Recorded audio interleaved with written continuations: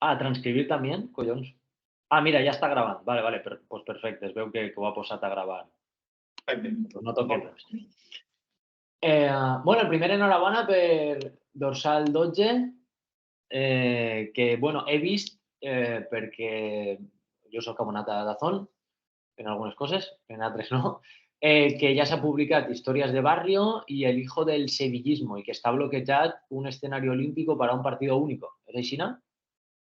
Bueno, s'han publicat 7 episodis des del dia primera setmana de setembre. Hasta ara s'ha publicat una història d'Osasuna, el Banksy de Pamplona, el capítol 2 va ser de l'Atlètic de Madrid, un museu de l'Atlètic de Madrid, capítol 3 de València Bombay, un demonio irlandès en Mallorca, de Johnny Moloney en Irlanda, en Mallorca, en Palma, i bueno, i estos 3 d'ara, que has nomenat. A mi m'ha cridat, bueno, m'ha cridat un poc l'atenció perquè tu en el tuit que vas fer vas posar com que coneixeríem en esta nova etapa la nova història de cada persona, no? La història de cada persona o d'un aficionat. Però també és de veres que, per exemple, en el del Rayo, és el raper, no? És en aquest cas i aleshores, com que és una barreja, no? És un poquet, primer entendre el context general del club o de l'afició i després anar a lo particular, no? Per què vau elegir aquesta estratègia? Sí, l'any passat el que vam fer en el programa va ser explicar cada club de primera divisió en base a la seva història i bueno, una barreja d'aficionats, persones de club, jugadors, periodistes, i com que vam sentir que potser volíem ficar-li portes al camp i explicar algo molt intens i molt general com és la història d'un club de primera divisió en 15 minuts i tractant molts pals alhora. Entonces vam dir, lo que al final condensa la història de cada club és la seva, per a nosaltres, no? Al final és com entenem el futbol. Entonces vam dir, bueno, si condensem la història d'un equip de futbol i condensem tot el que volem explicar en un aficionat, que és al final el gran representant d'un club, pues podem aconseguir explicar el club a partir d'una única persona. Bueno, hi ha casos excepcionals com el de Vallecas, on entenem que les generacions i les diferents etapes generacionals dins d'un barri com Vallecas pues tenen molt que dir i que no explica de la mateixa manera un barri, una persona de 15 anys que una persona de 50, ¿no? Entonces, lo que volíem explicar a Vallecas, que és un poc l'excepció, és com és la vida al barri des de diferents perspectives, però totes elles de persones, no? Del punt de vista personal. Ben siga un raper, com has dit, un jugador de futbol com Sergio Camello, que arriba a Vallecas i de seguida se sent un mes, o gent de Vallecas que sentís Vallecas com la seva casa.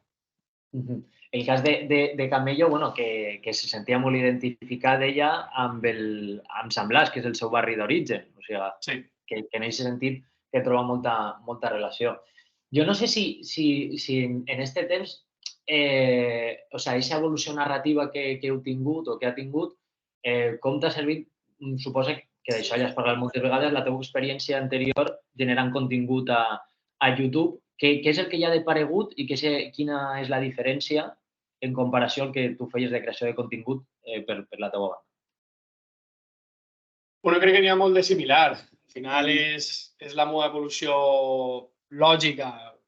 Vam començar a YouTube l'any 2016 fent contingut com podíem, en els mitjans que podíem i viatjant on podíem, que era molt proper per la nostra comunitat. De fet, el primer programa que vaig fer, el primer reportatge que vaig fer va ser a Xàtiva, perquè bueno, pues, econòmicament jo acabava d'eixir de la universitat i no podia permetre'm anar més enllà, no?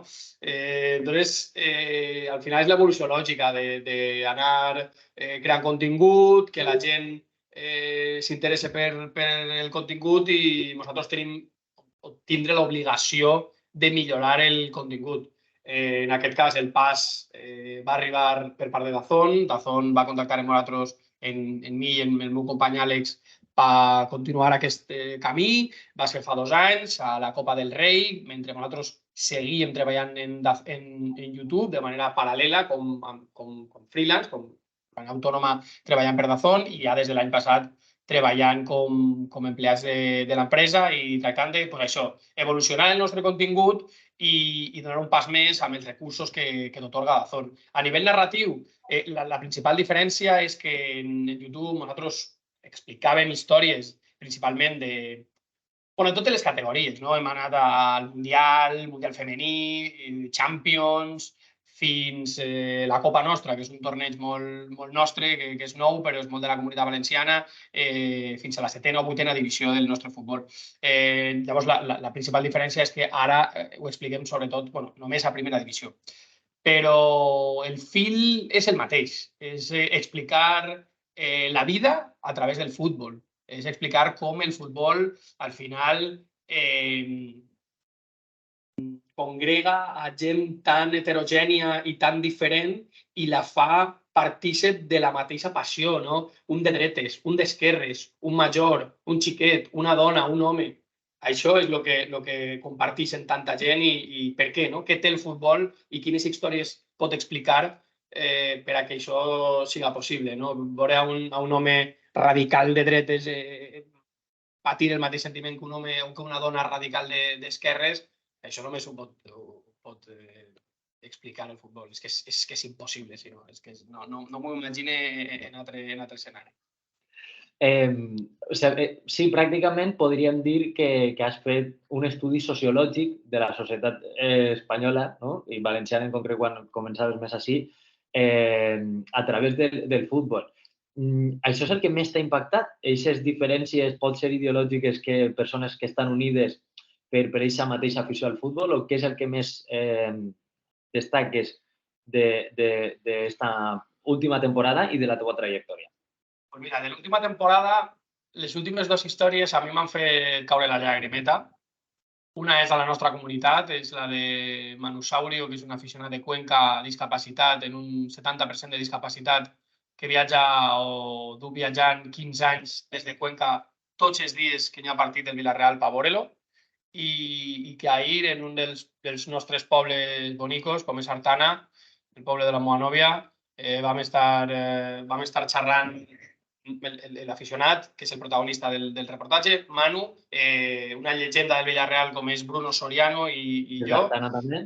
Correcte. I vam tindre una conversa, ells són molt amics, vam tindre una conversa molt emocionant i Manu ens deia que de vegades el futbol el fa tan feliç, el Villarreal el fa tan feliç, que de vegades s'oblida de que té una discapacitat del 70%. Vull dir, jo no sé, gràcies a Déu, el que és tindre una discapacitat del 70%, però evidentment només veure-lo es veu que tota la seva vida està condicionada, tota la seva vida. I que el Villarreal, o el futbol en aquest cas, li faci a ell evadir-se i eixir d'aquesta realitat i ser un més, no? Una vida que potser no li ha permès ser un més pràcticament a cap puesto al món del futbol i en aquestes relacions, ell s'oblida de totes les coses que per desgràcia ha hagut de patir. Igual que l'últim episodi que s'ha publicat, el del Rayo Vallecano, on Esther, una malalta de càncer, ella diu a cor obert, i jo m'ho crec, que el Rayo Vallecano va ser l'únic que li donava esperança i vida en aquests moments de quimioteràpia, on ella viatjava, anava a Cádiz, anava a Vitoria, anava a l'estadi de Vallecas. A mi el que més m'ha impactat és l'impacte que té el futbol a la vida de veïns, d'amics, de cosins, no d'un friqui al Japó, no, de la nostra gent. El futbol té un impacte brutal al nostre voltant, a nivell econòmic, a nivell de turisme, a nivell psicològic, a nivell mental, a nivell sociològic, a nivell d'amistat. Jo, per exemple, vaig arribar al futbol per amistat. A mi no m'agrada el futbol de menut i jo vaig arribar perquè els meus amics eren molt del Castelló i jo vaig arribar, t'estic parlant de 7 anys, però bueno, jo vaig arribar per compartir alguna cosa, no? En ells, alguna més. I no sé, a mi el que més m'ha impactat és això, la importància i la rellevància que té el futbol en la vida de les persones, però això, no a nivell de desconnectar un diumenge al camp de futbol, no. D'un malalt, d'un discapacitat, d'un poble que viu gràcies al turisme que proporciona l'equip de futbol, això, l'impacte real que té el futbol en la societat, en aquest cas espanyola. Ara que has comentat el tema del Castelló, si no te pregunte pel Castelló segurament me cremaran en alguna foguera. Tenint en compte la temporada que està tenint, espectacular. Bueno, vas penjar una història l'altre dia en el partit de Copa que estaves allà en Castàlia. Segurament, no sé si estaràs d'acord amb mi o no, pot ser que sigui el Castelló més gran que s'ha vist des de l'altre Castelló que jo recorde que tal vegada rememora èpoques grans, pot ser el d'Ulloa en segona divisió, no? Pot ser l'altre gran Castelló. Sí. Te recorda això, però donava la sensació com que la ciutat o l'afició no estava tan implicada en aquella època com ara. No, absolutament res. L'altre dia vaig anar a una tertúlia de televisió de Castelló i vam veure vídeos d'aquella època. Vídeos d'aquella època on el Castelló estava peleant per pujar a primera divisió, no? A aquestes altures, del mes de desembre, el Castelló estava aproximadament en tercera o quarta posició. En aquell moment no hi havia play-offs. Vol dir que el Castelló a mitad gener estava per pujar a primera divisió. I al camp eren 7.000, eren 8.000, 10.000, un dia molt, molt gran, potser si venia la Real Societat, saps? Un dia d'aixòs espectaculars. I què ha passat? Què ha passat? Pues lo que ha passat és que... Com a estudiós de la sociologia, en concret del Castelló... Lo que ha passat és que hem baixat a tercera divisió i que hem estat molt, molt, molt a prop de morir. Això és el que ha passat. El que ha passat és que la rellevància del Club Esportiu Castelló a la ciutat de Castelló no s'ha posat de manifest fins que el club estava agonitzant, estava segrestat per uns directius constantment que el maltractaven, i va ser quan el Castelló està a punt de morir, quan la societat castellonenca s'assabenta de lo que està passant així i diu, ostres, és la nostra història, la nostra genealogia, és el club més gran que tenim, no en títols, perquè gràcies a Déu tenim un club de futbol sala que va guanyar 3 vegades la Copa d'Europa, però és el club més important per nosaltres. És un club que va estar a punt de faltar a 5 anys de complir 100 anys, un centenari. Però la societat castellonenca això no s'ho podia perdre, i va ser quan, per primera vegada des de molts anys, el club passa a mans de castellonencs, de gent de la societat castellonenca, d'exjugadors del Castelló que ho sentien com a propi, quan la societat diu és el moment, és el moment d'arrimar el colze, preus populars, no volem fer negoci, volem tornar, no a segona, no a primera, volem tornar a disfrutar del Castelló. I va ser un clic a la societat castellonenca. Van batir, bueno, jo parlo valencià d'ací, vull dir, jo no soc, com dir-ho, no soc professor de llengua, ni soc filòleg, és batre, però bueno, ja mos entenem, no? Mos entenem que cada... D'on eres tu? Jo Benidorm. De Benidorm? Sí, sí. Ostres, pues ahí també teniu històries per explicar, eh? Sí. Bueno, ara tenim a Jordi... A Jordi i a David. No, sí, correcte. Jordi va ser el director esportiu del Castelló en el seu moment. Bueno, Jordi va arribar, en aquest moment que t'estic explicant, Jordi va ser la mà dreta de Vicente Montesinos, que va ser el president que va arribar al Castelló, el castellonenc que va arribar al Castelló i va tornar a impulsar a la ciutat. Entonces és quan superem el rècord d'abonats a la història de la tercera divisió que estava en poder del Màlaga. Per ficar en context, Castelló és una ciutat de 180.000 habitants i Màlaga de 560.000. La diferència és... Hi ha algun cas arreu de tot l'estat paregut? És a dir, perquè proporció població... És que tens en una àrea metropolitana que no arriba a 250.000 habitants, entre Vila-real i Castelló, i la gent de Castelló no és del Vila-real. En Madalena, tu puges a la Madalena i no n'hi ha ningú en samarretes del Vila-real.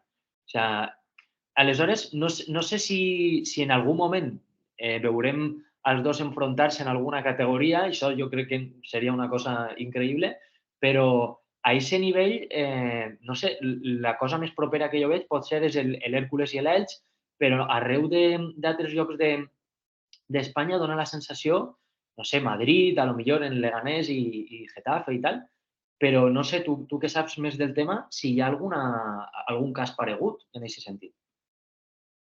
A veure, sí que hi ha gent, evidentment, del Villarreal a Castelló, perquè al final és un club gran, és un club molt gran, és un club que té un títol europeu, que ha jugat la Champions League, i al final, només que encara que sigui per la potència futbolística, hi ha molta gent que s'apropa al Madrigal a veure futbol d'elit. Però sí, al final, com te dic, Castelló és un reducte molt nostre, mos sentim molt d'ací, molt de Castelló, no mos sentim potser partíceps d'algo més, i són molt pocs, per a nosaltres molts, no? Però són molt pocs al final els símbols que tenim, els símbols propis, la nostra genealogia i la nostra manera de ser, que al final el Castelló és un dels més grans, perquè generació rere generació ha congregat a moltíssima gent i ha donat treball, i ha donat il·lusió i ha dut el nom de Castelló molt enllà per tot arreu. Entonces, és com l'orgull de pertànyer a lo que pertanyem. Entonces, jo crec que per a mi és lo més gran que tenim i és això el que ens va permetre no desaparèixer i al final ser 13.000 socis a la tercera divisió jugant contra pobles dels voltants, jugant contra l'equip d'un taller, com és el Recambios Colón, jugant contra pedanies i que flipaven quan arribaven a Castàlia i se ficaven a gravar perquè per a ells era com jugar contra el Real Madrid, no? I això és possible perquè Castelló és molt de Castelló i el Castelló al final és un dels seus 3, 4, 5 símbols més grans. Teníem 20 minuts, ja s'acaben, no sé si estarà per allà, Àlex, i podem allargar un poc més o no sé si tu tens una altra cosa o el que siga. A mi me queden preguntes, eh? Vale, tira, no... Ara m'agradaria saber un poquet cap a on creus que, en aquest cas, tu que has viscut de la creació de contingut, que vas estudiar a la Universitat Jaume I, que vas demostrar, en certa mesura, que no cal anar-se ni a Madrid ni a Barcelona. Pot ser, ara sí, en coses puntuals, a Dazón, però que des de lo particular, el concepte este que hem après tant de local, no? Del que és local i també global, cap a on creus que va el periodisme, la creació de contingut, la comunicació, les xarxes? Què feeling te dona, més que de dades, segurament, tu de feeling que has estat en els dos costats, i on creus que cap a on s'encamina tot això? Et refereixes a les xarxes socials i a... Sí, les xarxes, la creació de contingut, quina direcció tu veus que has estat als dos costats i això que has demostrat que no fa falta anar-se'n això, ni a Madrid ni a Barcelona per a estar en una gran empresa i una gran marca com Dazón, fent històries properes, quina direcció creus que va prendre? Home, jo sempre he defensat i crec que es nota que la gent de poble o de, no sé, no soc d'una gran ciutat o de ciutat menuda, també podem fer grans coses i també podem tindre les mateixes oportunitats que la gent de grans ciutats. No? Al final no fa falta anar-se'n o viure o estudiar a una gran ciutat. No? És evident que les oportunitats i els llocs de treball més importants estan allà, però al final no tenim que pensar que som menys que ningú per no tindre potser aquests mitjans, que podem crear les nostres pròpies històries o el nostre propi camí per la nostra banda. No? Jo em sent que un dels meus majors orgulls són els meus amics que són metges, que són fiscals, que són jutges, que són advocats o que són enginyers i han estudiat a Castelló i treballen per tot el món, però són d'ací, no? Entonces, per mi el meu orgull és això, haver pogut arribar on tinc la sort d'haver arribat sempre així en Castelló i creant contingut, com tu dius, proper i sense perdre sense perdre això, la realitat. Jo crec que al final la creació de contingut el que ha obert és una porta immensa a mi mateix, a gent que en l'apartat periodístic, jo estic parlant de l'apartat periodístic, no vull parlar ni d'un farmacèutic ni d'un químic, perquè evidentment no és el meu camp, però ha obert la porta a molt de talent i segurament aquesta localització que estàs parlant ha permès que molta gent de fora de les grans ciutats tinga l'oportunitat d'explicar, de creure, de viure del periodisme fora dels grans mitjans, no? I de donar-se a conèixer i d'impulsar el seu contingut. De tota manera, crec que al final és impossible en aquest moment viure de la creació de contingut a nivell de manera plena si no tens uns números i unes xifres extraordinàries. No? Vull dir,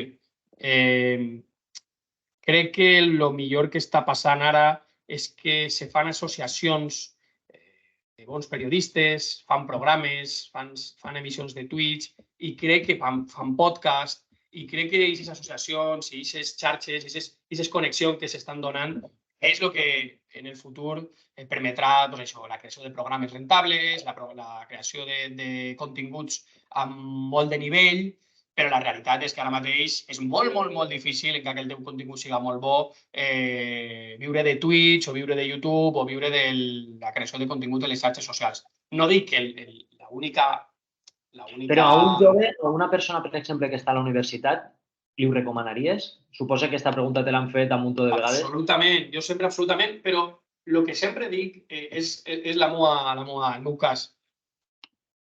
No recomane a ningú que estigui a la universitat que es fiqui a crear contingut pensant en què viurà d'això, no? En què viurà del contingut o del podcast o de l'emissió de Twitch o de la ràdio que estiga creant a internet o a les xarxes socials. Perquè focalitzar-se en el futur, i el futur és diners, i en la teva vida, i en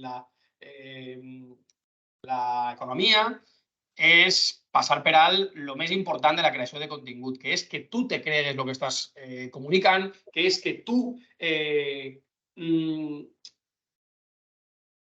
no sé com dir-ho, que tu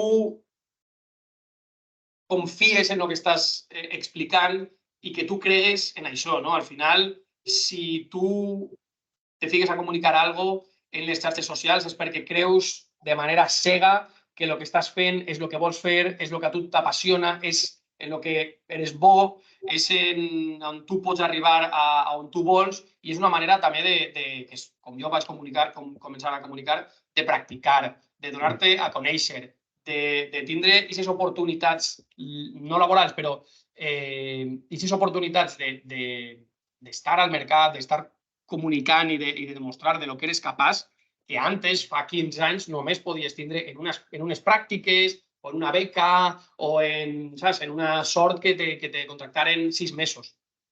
Si no fes això, tu no podies parlar en la ràdio, no podies gravar-te davant d'una càmera, no podies escriure en un periòdic. Ara mateix tu pots escriure a qualsevol puesto, tu pots gravar-te, pots emetre en directe, pots tindre un podcast, és molt fàcil, és molt senzill.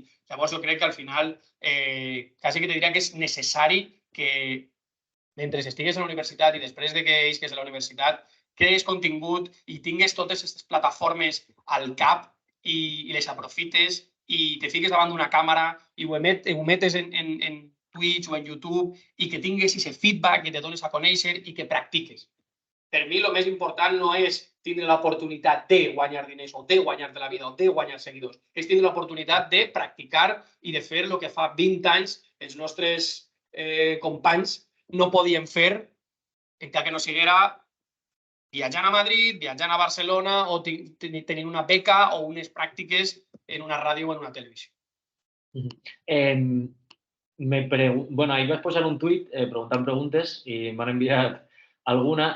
Has notat en aquest sentit algun recel en el cas de que tu vingues de la part de creació de contingut i no sé, d'alguna persona que potser ha fet el camí professional cap al periodisme, en aquest sentit? Mentre estava a YouTube, no?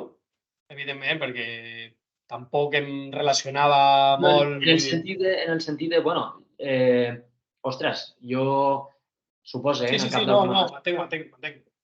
Ja t'he dit que mentre estava a YouTube no, perquè em relacionava amb gent, bueno, poca gent, perquè sempre érem el meu company Àlex i jo, els que viatjàvem i la premsa sempre ens ha tractat molt bé i demés. Però, bueno, al pas d'arribar a Dazón i que tot se magnifique, doncs sempre n'hi ha gent que et fa de menys o que no ho entén o que inclús et pregunta «però tu has acabat la carrera?» Claro, Això t'ha jo... passat? Sí. A mi bueno, evidentment, jo no es comença la meva andadura en YouTube fins que no acabe la carrera. De fet, és que és com t'estic explicant, per mi YouTube i les xarxes socials eren una ferramenta per practicar i per habituar-me a tot això. Llavors, jo fins que no acabe la carrera no es comença. I sí, doncs hi ha molta gent que fa de menys, o no molta, no? Però et mira no tan seriosament. La Lliga, per exemple. La Lliga, quan nosaltres creàvem contingut a YouTube, doncs no ens prenia pràcticament seriosament mai. I ara, que parle en un altre, no nivell, perquè jo seguís sent el mateix i fent el mateix, no? Però ara, doncs, fa 2 dies vaig tindre el peu de camp del Barça-Girona, un dels partits més espectaculars de tota la temporada en primera divisió. I, bueno, et tracten, et miren i tot d'una altra manera, no? Ara que estàs a la tele, però bueno, a mi, vull dir, jo crec que he sigut un pioner en fent lo que vam fer i crec que jo a lo millor he rebut més sorpresa o més dubte que un xiquet d'ací 10 anys que ja estiga la població molt més acostumada. Però, bueno, m'ho emporta en gust perquè sé que vam obrir el camí a molta gent i això per mi és el major orgull. I ja l'última per acabar. No sé si t'has plantejat en algun moment fer contingut en valencià o no, i si, per exemple, el que estàs fent, si t'ho has plantejat, no, no. I si algun dia Dorsal 12, Dorsal 12, per exemple, no sé si t'agradaria fer-ho en apunt, com a valencià, en el sentit de si alguna vegada li has pegat alguna volta a això o no, està clar que Radazón estàs molt bé i és una empresa molt... Sí, ho he pensat perquè el meu punt d'inici, bueno, són molts punts d'inici a la meva vida, però un dels més grans és un programa que es deia Minut a Minut. Jo sóc fill d'aquest programa i la meva manera d'explicar el futbol i d'entendre les categories inferiors no s'explica en la meva vida sense Paco Nadal i el Minut a Minut, no? Un programa valencià dels diumenges a la nit que m'emociona i tot recordar-ho perquè és la meva infantesa i és la meva vida. A cada dia, quan el Castelló, evidentment, estava a segona divisió i a segona divisió B, en aquell moment no existia la Liga Hypermotion i totes aquestes coses i els partits no es televisaven. Llavors, si tu volies veure el resum del partit del Castelló o d'un partit de segona B, no existia YouTube ni res, tenies que esperar al diumenge a la nit i veure minut a minut en Paco Nadal. I, clar, es comença a veure-lo per veure els resums del Castelló. Però en aquella època un acabava veient l'Elx, l'Hèrcules, el Llevant, l'Oriola, l'Ontinyent, jo vaig ser molt fan de l'Ontinyent, l'Olímpic de Xàtiva, el Benidorm a Folletes, la Vila Joiosa... La meva infantesa és això, és veure el futbol de segona B, de tercera divisió, a minut a minut. Llavors, per a mi, tancar una miqueta el cercle també seria participar d'alguna manera algun dia d'això, no? I sempre m'ha fet il·lusió imaginar-ho. Però, bueno... I no t'han tirat la canya mai? No, mai. No mai. Però sí. per mi, al final, jo he crescut amb el futbol de la Comunitat Valenciana. O sigui, per mi el futbol primer va ser el Castelló, després va ser el futbol de la Comunitat Valenciana i després ja tot el món. Però sí, jo tinc molt de vincle amb això, sí. Rafa Escrits, moltíssimes gràcies per extendre l'entrevista 10 minuts més del que havíem pactat. Moltíssimes gràcies per respondre a totes sense problema. Es nota que gaudis de la comunicació. I quan estigat això, li parlarem en Àlex i que te la doni i tal, suposo que estarà darrere escoltant i tal. No sé si ha entès alguna cosa, no sé si Àlex Donés, mira. Habéis invocado. Sí, aquí estamos. Sí. I si només comentar-te que hi ha una història, per si en algun moment la voleu tractar, esto como a nivell free, resulta que jo tinc una companya de pis que és aficionada del Sevilla, sòcia, que va jugar en el Betis i que paga el seu abonament religiosament i viu en València. I el seu germà és aficionat del Betis, soci del Betis i va jugar en el Sevilla. Ostres. A mi m'ho va contar i però el seu germà és del Betis, però bético a no poder més i ella és del Sevilla a no poder més. I van jugar en els clubs canviats. Ostres. Si alguna vegada... I viuen a on? Ell viu a Sevilla i ella viu a València, perquè està jugant en un equip d'ací de València i tal, i està vivint així ella. I m'ho va contar i dic, hòstia, aquí hi ha una història. Sí, home, si ens poguérem juntar a Sevilla, encara l'episodi del Sevilla ja el tenim, però encara mos queda el del Betis. O sigui que pot ser interessant. Pues esa que vos tire. Si vos servís de algo, pues mira. Estem en contacte y volvemos a ver si podemos rascar algo. Cualquier cosa que necesitéis, yo también os hago de enlazos. Si necesitáis que os pida, que os dé, oye, recuérdame tal, lo que sea, me decís, ¿vale? Perfecto. Vale. Y te paso la grabación, ¿vale? Porque creo que le doy yo a grabar, entonces creo que se me guarda a mí, así que te la paso, ¿vale, Josan? Vale, muchísimas gracias, Àlex. Y muchísimas gracias, Rafa, también. Gracias a tú. Gracias a tú. Nada, Gracias, chicos. Àlex. Hasta luego, Alejandro. Chao. Gracias. Chao.